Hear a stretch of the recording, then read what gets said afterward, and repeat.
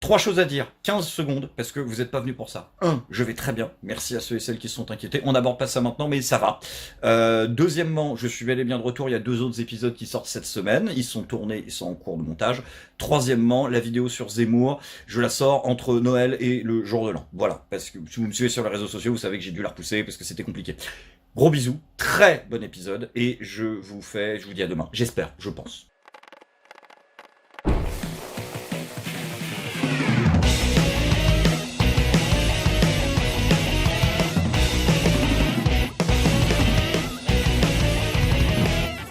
Oh, je suis pas content, c'est le pire moment de l'année. Mais oui, c'est le pire moment de l'année. Mais réveillez-vous les copains, on est à 3 mois des élections, 4. C'est le moment du bilan. Le pire moment du quinquennat. Le moment où notre gouvernement, après nous avoir éborgnés, après nous avoir amputés, après nous avoir confinés, après nous avoir licenciés, après nous avoir tués pour certains, va nous regarder droit dans les yeux et nous dire « quand même, on a bien bossé, non ?» Voilà, ils font le bilan, calmement, calmement. Ils nous expliquent qu'on est des connards et qu'on n'a rien compris à leur action. Après, la bonne nouvelle, cette fois-ci, c'est que ce sera des explications un petit peu plus innovantes que d'habitude, puisque ce seront des explications technologiques. Technologiques. Mais non, pas les Chinois, putain.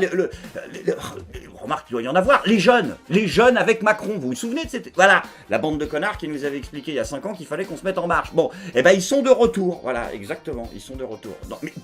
Pas les mêmes, d'autres jeunes, les anciens jeunes, ils sont devenus vieux, mais il y a des nouveaux jeunes en marche, voilà, merci Cyril Hanouna, qui sont prêts à reprendre le flambeau, et cette fois-ci, ils ont passé la seconde, visiblement, ils ont recruté des Chinois, donc pour coder, tenez-vous bien, un robot intelligent, intelligent. Il est en marche, le robot. Donc voilà, c'est tout de suite... C'est fait pour tourner sous Atari 2600, au-dessus du niveau 256, ça plante. Mais c'est pas grave. Donc un robot intelligent qui va avoir la fonction de défendre sur les réseaux sociaux le bilan de notre président. C'est dramatique.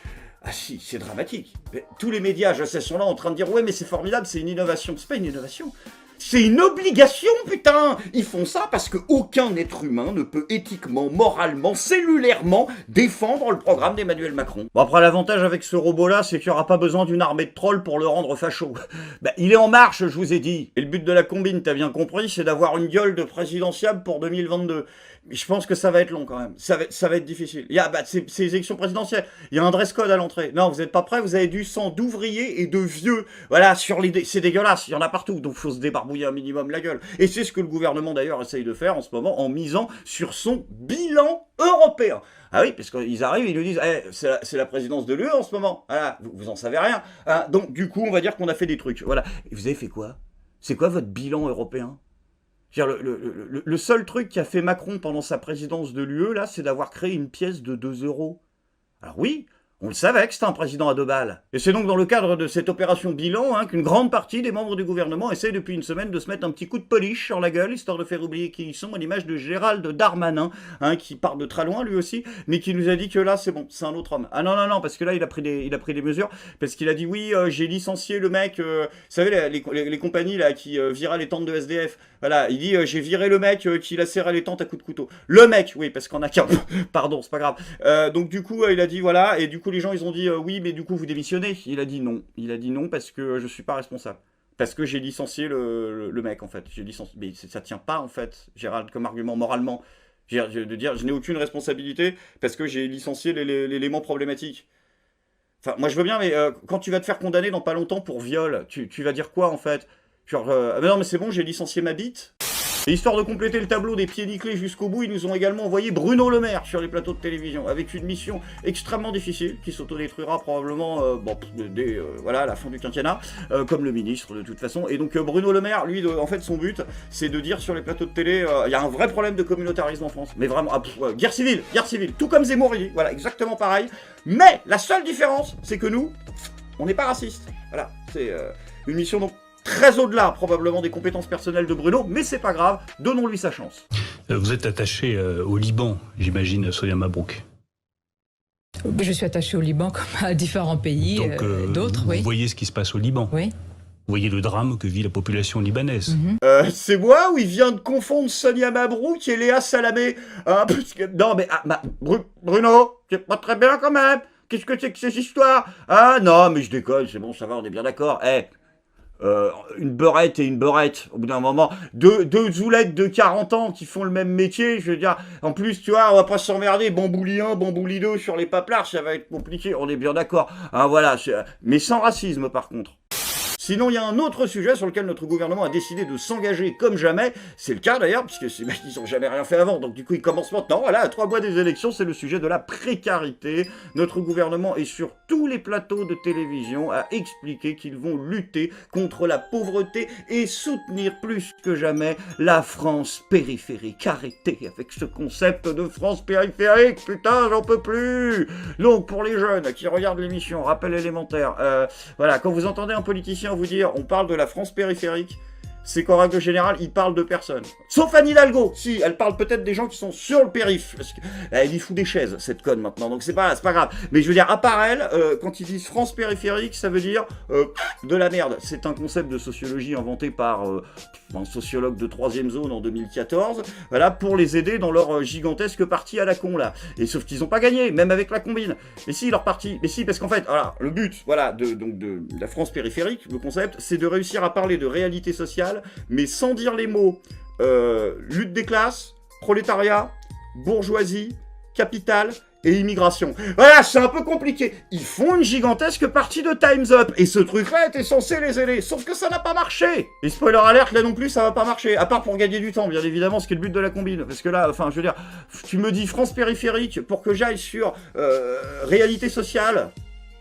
Non, je veux dire, même en 5 briques, Marion Nardiel l'a pas. Après, me faites pas dire ce que j'ai pas dit, hein. C'est pas parce qu'ils sont nuls sur la théorie que sur la pratique, ils envoient pas du bousin. Non, là, c'est ce qu'a marqué, là. Ils ont même envoyé une ministre. Vous vous rendez compte, vous occupez du sujet. Oui, exactement, ils ont envoyé une ministre à Nogent-le-Rotrou. Ah non, faut pas rigoler. Non, ça, ils ont fait un petit déjeuner. Donc, un petit déjeuner contre la précarité. Oui, un petit déjeuner. Il y avait la précarité, elle était là-bas. On a des croque-monsieur, nananer, voilà. Et ça a vachement marché. Il paraît que de 8h15 à 12h45, à Nogent-le-Rotrou, il y avait plus de précarité alimentaire. Tu te rends compte? On est sur un taux d'efficacité de 100%, qui aime bien les chiffres, au-dessus du Pfizer. Donc ce qu'il faut faire maintenant, en fait, pour maintenir ce cap de 100%, c'est qu'il faut que la ministre, elle fasse des petits déjeuners tous les jours dans les 33 000 communes de France. Voilà. Et si elle peut repasser à 16h, c'est sympa aussi. Voilà. Donc du coup, tu vois, on a le début d'une politique, à 3 mois de la fin, on tient un truc. Faut juste que la ministre, ce soit le Père Noël. Et d'ailleurs, c'est qui la ministre qu'ils ont envoyée, alors? Parce que je me dis, ça doit pas être Chiappa, je vois pas. Hein, ministre de l'Éducation? Non. Oh là, ah ouais, non, mais je te rappelle, ça fait 5 ans qu'on bosse ensemble. Bah c'est un ministre de l'Éducation, c'est Jean-Michel Blanquer, donc si tu veux, même avec une perruque, l'autre, y a pas moyen, hein, je peux le faire passer pour une... De comment ça, l'autre ministre de l'Éducation? Quoi? Quel double ministre? De quoi tu... Qu'est-ce que c'est que ça? Secrétaire d'État chargée de l'éducation prioritaire, Nathalie Elimas? Qu'est-ce que c'est que cette histoire de limace? Ah non, hein. Vous ne refaites pas le coup. Pas un ministre Pokémon, putain. Déjà, le mois dernier, on a découvert un nouveau ministre, on savait pas qu'il existait. Bon, maintenant, il est en tôle. Mais je veux dire, et maintenant, il y en a une autre. Nathalie Elimas, d'accord, nouveau Pokémon, on sait pas ce que c'est. Donc si, alors, elle s'occupe de l'éducation prioritaire. D'accord. C'est-à-dire qu'en fait, on a un ministre de l'éducation, voilà, qui visiblement leur apprend à jouer à Just Dance. Et à côté, on a la version éducation prioritaire. Et donc, elle, c'est celle qui, par contre, s'occupe de tout ce qui est cosinus, racine carrée, conjugaison. D'accord, c'est pour ça que l'autre, il fait le guignol. C'était pas son travail. Sans transition, les amis, c'est maintenant le moment de la bonne nouvelle du jour. Vous le savez, l'épidémie de coronavirus, plus que jamais, menace de gâcher les fêtes de Noël. Mais heureusement, soyez rassurés, pour la nouvelle année, notre gouvernement a décidé cette fois-ci de nous débarrasser définitivement de cette pandémie avec la transformation du pass sanitaire en pass vaccinal. Le gouvernement espère que l'Assemblée nationale vote en ce sens dès le mois de janvier. Donc si vous n'avez pas de 3e dose, vous perdrez votre pass sanitaire qui deviendra un pass vaccinal. Ça signifie que les tests PCR ne seront plus possibles si l'Assemblée nationale le décide et que Jean Castex ne fait pas annuler le vote. Alors vous ne m'en voudrez pas de ne pas vous imposer une fois de plus une énième compilation des contradictions d'Olivier Véran. Je pense qu'une simple image suffit, puis au bout d'un moment, s'étonner d'un mensonge d'Olivier Véran, c'est un petit peu comme être surpris par une érection de Dominique Strauss-Kahn. En vrai, ça n'existe pas. Non, dans cet épisode, je préfère vous parler de ces gens, de ces Français Français du quotidien qui, confrontés au virus, ont su se remettre en question. Et ça, c'est un vrai message d'espoir. C'est une vraie bonne nouvelle du jour. Ce virus qui nous a confrontés à l'isolement, à la dépression, à la mort, eh bien, nous a également confrontés à nous-mêmes. Et ça, ce joyau qu'est la remise en question individuelle, eh bien peut-être que nous pourrions voir le verre à moitié plein et nous dire que sans cette épidémie, certains d'entre nous n'auraient pas entamer ce chemin, et on a chaque jour des témoignages de ces Français du quotidien, comme ce monsieur par exemple, qui a témoigné hier, qui était radicalement anti-vax et qui est devenu, eh bien maintenant, après un petit séjour quand même en réanimation, eh bien un fervent défenseur de la vaccination obligatoire. Il a totalement changé ses convictions, et bravo à lui. Je peux pas donner son nom parce que je sais, il y a 144 caractères sur Twitter, mais vous pourriez dire au moins qui est le mec, qu'on puisse aller le remercier d'avoir fait ce travail. Je comprends pas pourquoi vous le dites pas d'ailleurs. Ah oui, d'accord, ok, je comprends pourquoi vous le dites pas du coup. Ah oui, d'accord, carrément, c'est un pote, quoi. Il est en mode BFF, lui, ok.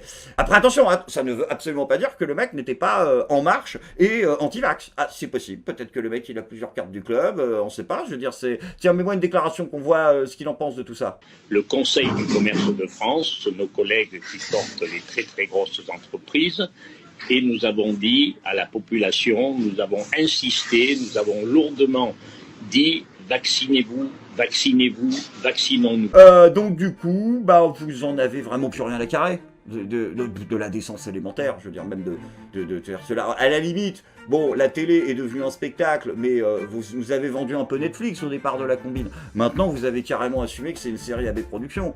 Genre là, vous prenez un député, donc, pro-vax radical, et au moment où il chie plus le Covid, vous lui faites dire non mais t'inquiète, les gens vérifieront pas. Ok, c'est super. Je suppose que le mec en a rien à foutre. D'accord, il assume, carrément. C'est très bien, alors, c'est super s'il assume. Vous savez, bande de guignols, le problème avec le théâtre de marionnettes, parce que vous n'êtes que des marionnettes, c'est que quand les fils se voient trop, le spectateur y croit plus. Je suis pas content.